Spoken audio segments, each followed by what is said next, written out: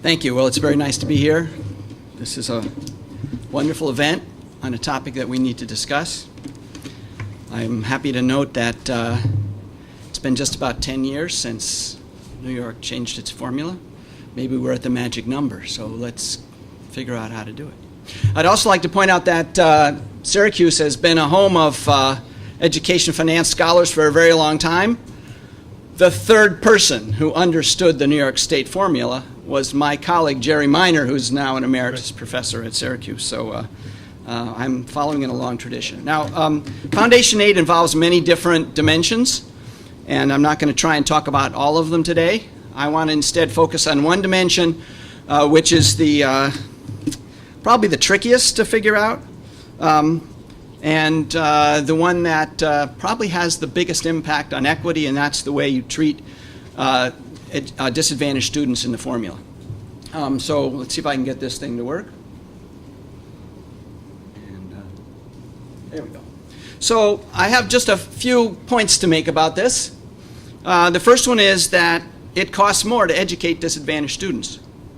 There's a very clear scholarly consensus on this point. Dozens of studies that show that it costs more for a school district to achieve any given level of student performance. So we're holding student performance constant here. Any level of student performance when a large share of the students come from disadvantaged backgrounds, particularly who come from families who are below the poverty line. Now, my own research has looked into this in detail, and I've done studies in New York, California, Kansas, Massachusetts, and Missouri, and all of them support this conclusion. It costs more to bring disadvantaged students to the same level of performance. These higher costs reflect all kinds of different things, including spending on remediation, counseling, health, safety, among other things. You heard some great examples from Susanna and Michael on exactly that point. You can't achieve the same thing in a school district where there are more disadvantaged students unless you spend more money. The second point is that the added costs for disadvantaged students need to be estimated. You can't just pull this out of the air, although that's what some states appear to do. The added spending weight for a disadvantaged student depends on a lot of things. It depends on what objectives you're trying to achieve. As the objectives of a state change, you have to change the weights. It depends on the educational practices in the state. It depends on the characteristics of the students. So this is not an easy number to get.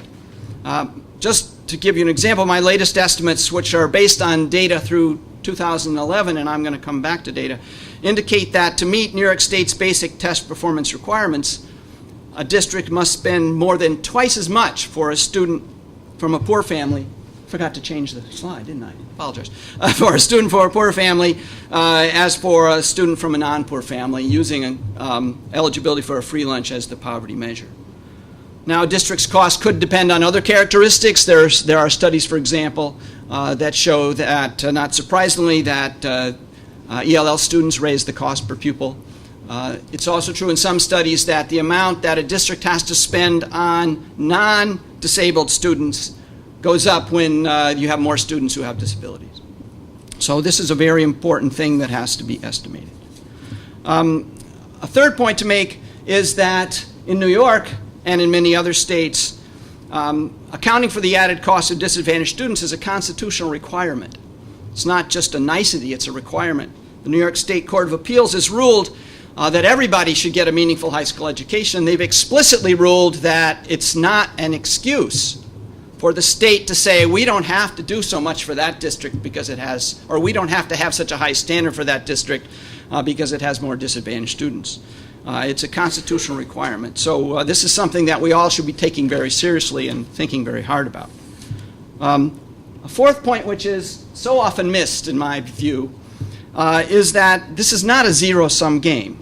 There are now several very good studies, including a study just published in one of the leading journals in economics, that find that if you provide extra spending, particularly for low-income students, for their elementary years, you decrease the incidence of poverty for those people when they grow up. You have many other positive advantages when they become adults.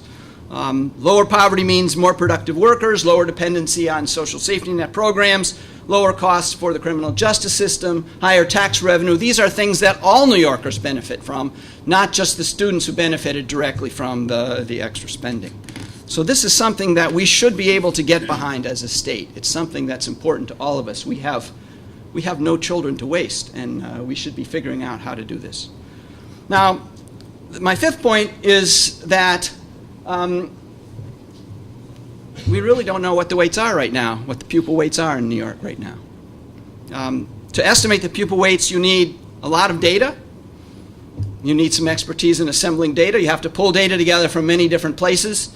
And you have to know some statistical procedures. These are fairly well known, but they require some training, and they're not something that is easy to do. In New York, the data come from many different places. They're in many different forms. And I know from personal experience that it takes a lot of work to pull this data together. One of the great benefits that I had as a scholar is I had a colleague, the late Bill Duncombe, who was a master at pulling together data from many different sources. And he pulled together data for many of our studies, including data from New York. Now, so far as I know, there's no office in the New York State Education Department or in any other part of the New York State government that has collected these data or developed the capacity to improve the data, to update the data, to expand the data, or the ability to conduct this kind of statistical analysis. And I think that's a shame. This is way too important for the state not to have somebody in the state government who's capable of doing these weights. And as Michael said, they need to be updated. You can't just take weights that you used in the past. Now we get to foundation aid formulas. Foundation aid formulas are set up in a way that makes it easy to use information on the extra cost of disadvantaged students. And this is true in New York and the vast majority of other states who use the foundation formula. The way a foundation formula works, as probably most of you know, is that you start with a foundation spending amount, which is the amount of money that the state has decided a district has to spend in order to achieve the state's performance objectives. And this can easily be adjusted for pupil weights. If you have a district that has higher poverty, then you would expect it to have to spend more to achieve the state's objectives. So the foundation amount can be adjusted by the pupil weights. And this is what most states do. It's quite a hodgepodge of adjustments. Some of them have a political compromise that's been on the table for a long time. Some of them have a serious statistical estimation. Some of them have other methods for doing it. But it's certainly recognized that you need to adjust the foundation formula to account for the extra costs of disadvantaged students. Now, as probably all of you know, the New York State Foundation Aid formula that was put in place in 2007 included pupil weights. It was an attempt to take the constitutional principles in those in the CFE court decisions, which specifically applied to New York City, but laid down principles that were important for the whole state. And the 2007 reforms tried to take those ideas and put them into an aid formula. The adjustments, the pupil weight adjustments in that formula were based to some degree on statistical analysis of data, and I know that because my late colleague Bill Duncombe participated in that effort. And this was a major step forward, in my opinion, because it was an attempt to bring the data to estimate pupil weights, to try and adjust the foundation amount to account for the added costs of disadvantaged students. Now, changes since 2007 have undermined those adjustments. As you all know, when the recession came, the amount of money that was devoted to education, the education aid formula went down. The aid cuts could have been done in a way that was fairly neutral, but they were not. And in fact, the cuts were much larger in the more disadvantaged districts. We're now at a point where some of the money that was taken away from the poor districts and other districts has been restored. But just to remember where we are now, the rating earlier this year by a group, the Fair Funding Group that estimates the fairness of education formulas around the state, gave New York State a D on funding fairness. And the school board officials have an estimate in their document for this meeting that that says that the high need districts still are $2.9 billion below what they would have received under the 2007 formula. So we have a long way to go to get back to even that compromise from 2007. And then finally, let me give a couple of recommendations. The first one is that careful estimation of pupil weights for various categories of disadvantaged students is a critical part of designing a state aid formula. You can't do it without that step. And every state, almost every state, recognizes that. It's on the table in New York State, and it's something that we should take very seriously. Simply looking at the weights other states use is not sufficient. Again, some states make political compromises. Some states that do careful estimation are estimating the cost associated with very different performance objectives or very different student bodies. So it's something that has to be done state by state, and we really need to do that. I just want to remind you, there are a lot of complicated analytical questions that a state government has to face. Let me give you one example is every state government has to estimate what the revenue that they're going to receive in the coming year is. They require sophisticated macroeconomic models of the economy to figure out what's going to happen to the sales tax and the income tax. Every state does it. They have an office to do that. They hire people who are trained to do that. Well, this is an equally important job. We really need to know how much it costs to provide the education to students with different disadvantages, and we ought to take it seriously.